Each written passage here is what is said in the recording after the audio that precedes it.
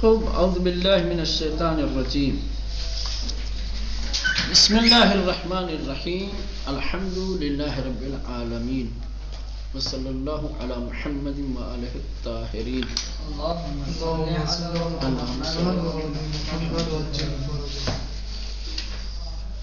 خوب زیدیہ کے اصول عقائد، ان کے اعتقادات ٹھیک پڑھ رہے تھے، ان کی بررسی کر رہے تھے.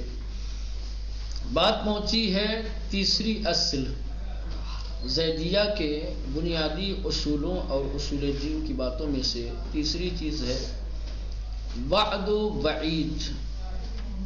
یہ دو لفظیں ہیں وعد و وعید. وعد وعدہ سے بنا، ٹھیک ہے نا. اللہ نے اپنے نیک بندوں سے ان کی نیک اعمالی کی وجہ سے خوش اعتقادی اور کیا ہے خوش اعمالی، اچھے اعتقاد اور اچھے عمل کی جزا اللہ نے بہشت قرار دیا، وعدہ کیا. اللہ نے کہا ہے کہ جو بھی صحیح اعتقاد رکھے گا، صحیح عمل انجام دے گا، ہم اسے بہشت میں جنت میں جگہ دیں گے. یہ خدا کا وعدہ ہے. اور اسی طریقے سے کہا جس کا اعتقاد غلط ہوگا، جس کا عمل غلط ہوگا، ہم اسے جہنم میں ڈالیں گے. اس کو کہا جاتا ہے وعید. جنت کی بشارت اور خوشخبری کو کہا جاتا ہے وعد، اور عذاب جہنم سے ڈرانے کو کہا جاتا ہے وعید. ٹھیک ہے. تو زیدیہ مسلک زیدیہ کا تیسری بنیادی بات اور تیسری اصل کیا ہے؟ وعد و وعید ہے. اور وعد و وعید پر اعتقاد اور ایمان معتزلہ کا بھی ہے. گویا وعد و وعید کے مسئلے میں معتزلہ اور زیدیہ کیا ہے؟ ہم خیال ہے. دونوں کا ایک ہی نظریہ ہے. اور اعتقاد رکھتے ہیں کہ وعد و وعید پروردگار پر اعتقاد رکھنا واجب ہے. ہر مومن کا فریضہ ہے کہ وہ خدا کے وعد اور اس کے وعید پر اعتقاد رکھے، عمل کرے اس پر.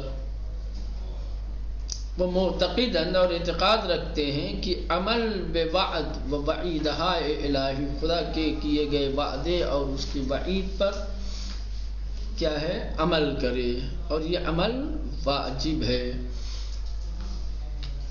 زیرا بمومنین وعد دخول در بہشت را دادے، کیونکہ اللہ تعالیٰ نے صاحبان ایمان کو بہشت میں جگہ دینے کا وعدہ کیا ہے نا. وبکافران عقاب و عذاب علیم را، اور کافروں کو عقاب اور ہمیشگی اور بڑے عذاب کا.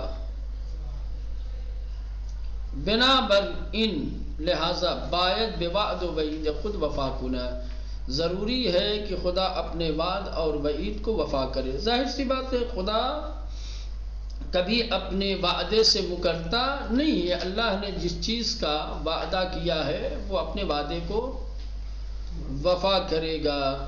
اگر صاحبان ایمان سے ان کے بہشت میں داخلے کا وعدہ کیا ہے تو اللہ یہ وعدہ پورا کرے گا. اگر کافروں کے لیے عذاب علیم اور عقاب کا وعید کی ہے، اس کو وعید کہتے ہیں. فرق کوئی نہیں ہے، وعد وعید دونوں ایک ہی ہے. بس خالی فرق کس کا ہے؟ بہشت وقت کے دخول کے جو اللہ نے وعدہ کیا ہے اس کو وعد بولتے ہیں، اور جہنم اور عذاب سے کرنے کا جو اللہ نے کافروں سے وعدہ کیا اس کو وعید کہتے ہیں. سمجھ رہے ہیں؟ تو بہر صورت اللہ نے صاحبان ایمان کو جنت میں جگہ دینے کا وعدہ کیا ہے اور کافروں کو عذاب میں مبتلا کرنے اور جہنم میں داخل کرنے کا. تو ظاہر سی بات ہے خدا نے جو وعدہ کیا ہے تو وہ وعدہ یقیناً پورا کرے گا. ہر صاحب ایمان کو اس پر اعتقاد رکھنا چاہیے. اب بیچ میں کیا آتا ہے کہ جو لوگ گناہان کبیرہ کے مرتکب ہوتے ہیں وہ کدھر جائیں گے؟ ان کی جگہ کہاں ہے؟ جنت ہے یا جہنم ہے؟ ایمان والے کے لیے جنت ہے، کافر کے لیے جہنم ہے۔ اگر کوئی مومن ہے اور گناہان کبیرہ کا مرتکب ہو جاتا ہے وہ کہاں جائے گا؟ اس کے کہہ رہے ہیں اس کے لیے بین المنزلتین والی منزل ہے، جنت اور جہنم کے بیچ۔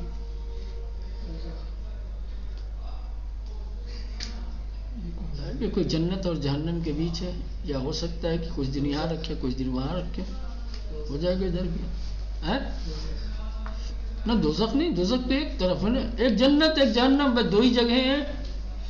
ایمان والوں کے لیے جنت ہو گئی، جنت اور جہنم سے ہٹ کے کیا ہے؟ دوزخ الگ ہے۔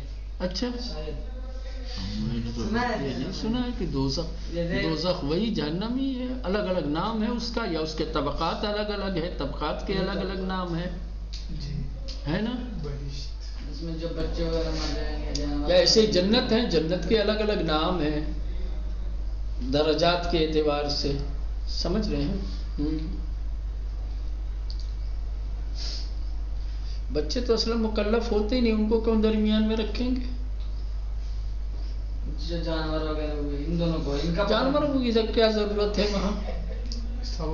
پر جنت اور جہنم مکلفین کے لیے ہے نا، جس نے خدا کی اطاعت فرما برداری کی ہے یا خدا کی نافرمانی کی ہے، دو ہی ہے، انہی کے لیے جنت اور جہنم ہے نا۔ جس کے پر تکلیف ہی نہیں، اس کے لیے کون سا مقام، کون سی جگہ؟ وہ دونوں سے ہٹ کے ہے نا، بیچ کا نہیں ہے نا، وہ دونوں سے ہٹ کے ہے کوئی جگہ، دونوں سے ہٹ کے کوئی جگہ ہے۔ ہر صورت تو جو بھی وہ بیچ کی جگہ ہے تو ہو گئی نا، منزلت بین منزلتین، سمجھ رہے ہیں؟ وہی کہہ رہے ہیں۔ دوسری جانب جو لوگ گناہان کبیرہ کا ارتکاب کرتے ہیں، معتزلہ بھی معتقد ہیں کس کے؟ منزلت بین المنزلتین کے۔ جس زیدیہ اور معتزلہ اس مسئلے میں بھی کیا ہے، ہم خیال ہیں، ہم نظریہ ہیں، کہتے ہیں کہ صاحبان ایمان میں سے اگر کوئی گناہان کبیرہ کا مرتکب ہوتا ہے تو اسے نہ جنت میں جگہ ملے گی نہ جہنم میں، ان دونوں کے درمیان ایک جگہ ہے، مقام ہے، وہاں ان کو رکھا جائے گا۔ کیوں؟ اس لیے کہ زیدیہ کہتے ہیں کہ جو کبائر کا مرتکب ہوتا ہے، جو کبائر کو انجام دیتے ہیں، وہ فاسق ہیں، اور فاسق جانتے ہیں نہ کافر مطلق ہوتے ہیں نہ مومن مطلق ہوتے ہیں۔ زیرا زیدیہ، کیونکہ زیدیہ مرتکبان کبائر کا ارتکاب کرنے والے، گناہان کبیرہ انجام دینے والے کو فاسق دانشتے، فاسق جانتے ہیں، کہتے ہیں جو شخص کبائر کا ارتکاب کرتا ہے وہ فاسق ہے، اور کہتے ہیں نہ کافر مطلق ہستن نہ مومن، فاسق نہ مطلقاً کافر ہیں کہ ان کو جہنم میں بھیج دیا جائے، اور نہ مطلقاً مومن ہے کہ ان کو بہشت میں اور جنت میں جگہ دی جائے۔ وہ معتقدند کہ عنوان مومن و کافر بر ان افراد دلالت نمی کنا، اور اس بات کا اعتقاد رکھتے ہیں کہ ایسے افراد پر مومن اور کافر کا اطلاق نہیں ہوتا، نہ ان کو مومن کہا جا سکتا ہے نہ انہیں کافر کہا جا سکتا ہے۔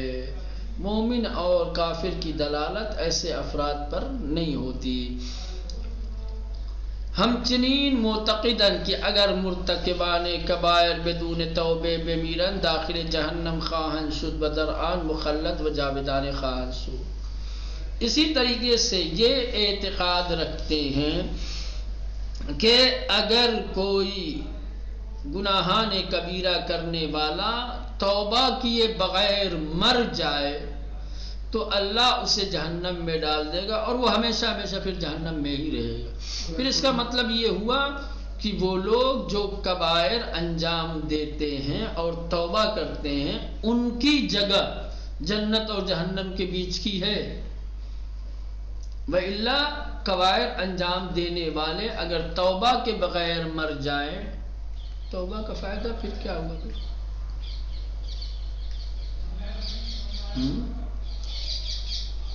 گناہان کبیرہ میں سے کسی ایک کا مرتکب ہو گیا بندہ، فاسق ہو گیا، ٹھیک، کہا کہ اس کی جگہ جنت اور جہنم کے بیچ کی ہے، توبہ کر لیا، توبہ کر کے اب تو بیچ سے نکل جانا چاہیے۔ توبہ کا کچھ اثر ہے کہ نہیں ہے؟ اگر توبہ کا اثر ہے تو بیچ سے نکال کر کے اب اسے جنت کی طرف آنا چاہیے۔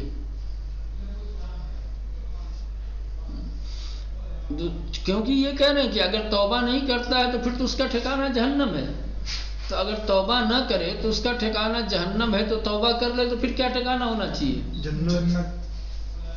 لیکن انہوں نے کہا کہ نہیں، ارتکاب کبائر کی جگہ، ارتکاب کبائر کرنے والوں کی جگہ جنت نہیں ہے، وہ مومن مطلق کے لیے۔ پھر اس کا مطلب کہ ان کے یہاں توبے کی کا کوئی اثر نہیں ہے۔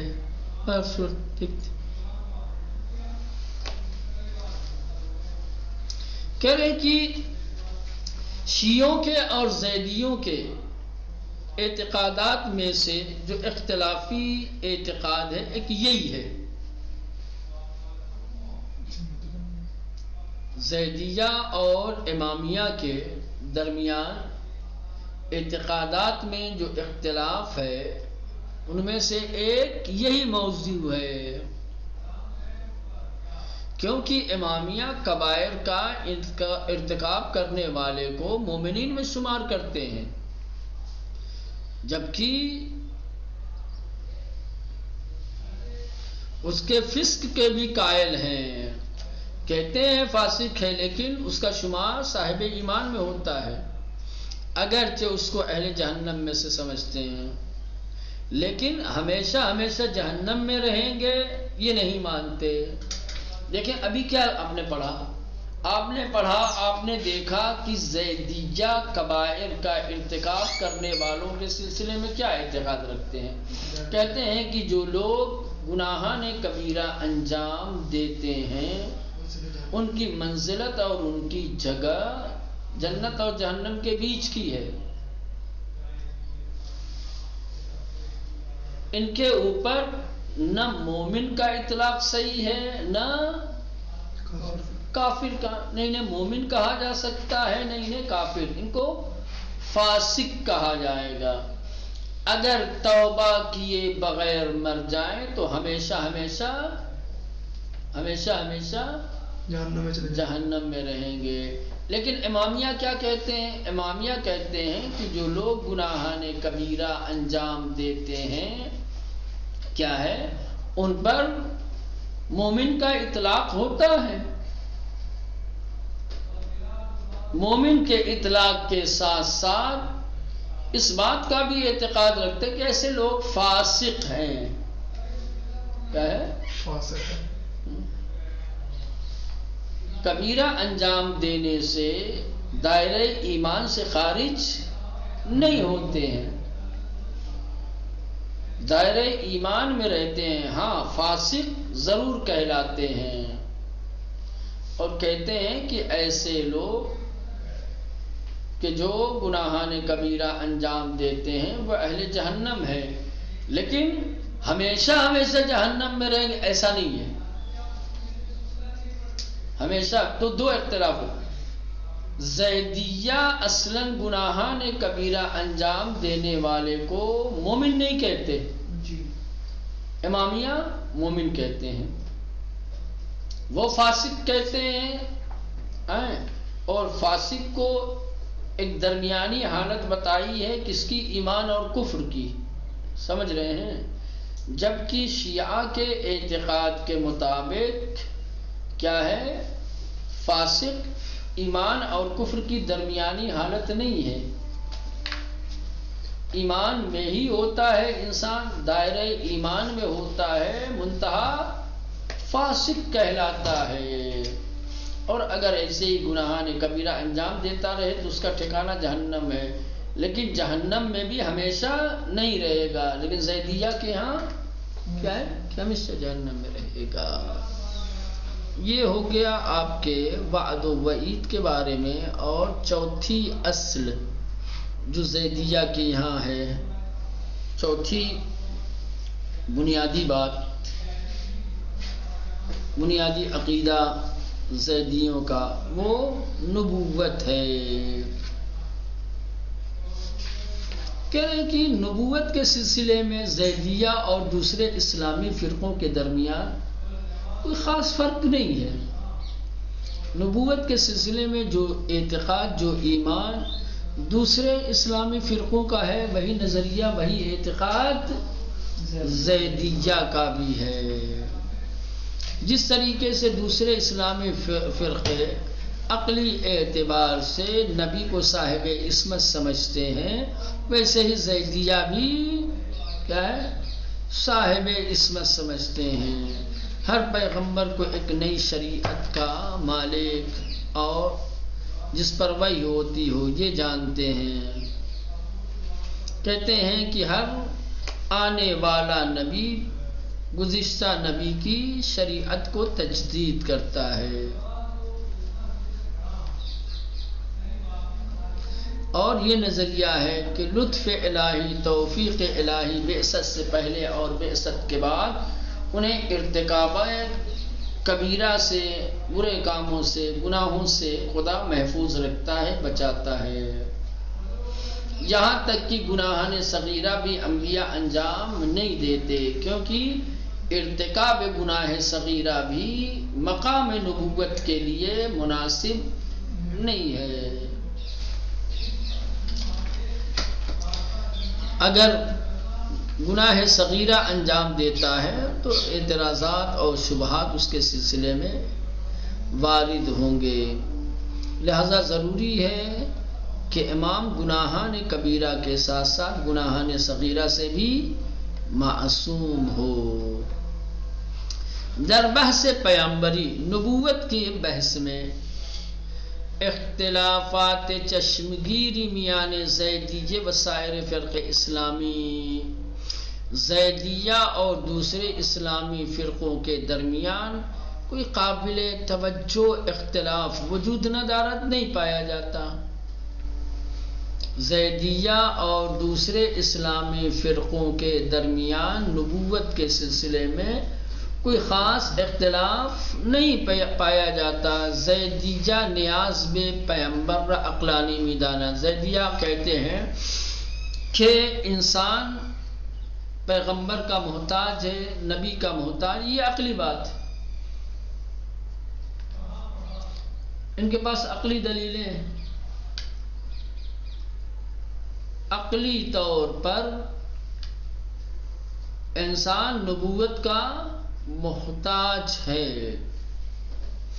یہ کہتے ہیں وعصمت را برائے پیامبران لازم می شمران، اور عصمت کو نبیوں کے لیے لازم اور ضروری سمجھتے ہیں۔ ومی گوئند کہتے ہیں ہر پیامبری کی شریعت جدیدی بے وحمی شباد، کہ ہر وہ نبی کہ جس کے اوپر وحی کے ذریعے سے نئی شریعت آتی ہے، و یا شرائع پیامبر پیشینہ تجدید می کند، یا اپنے سے پہلے والے نبی کی شریعت کو تجدید کرتا ہے، تو باید، تو اس نبی کے لیے ضروری ہے کہ با توفیق و لطف الہی، کہ خدا کی توفیق اور اس کی خاص توجہ کے ذریعے قبل و بعد از بعثت سے پہلے اور بعثت کے بعد، چاہے مقام نبوت ملا ہو یا نہ ملا ہو، پیغمبری سے پہلے اور پیغمبری کے بعد، نسبت بے ارتکاب گناہان کبیرہ و کارہائے زشت و معصیت،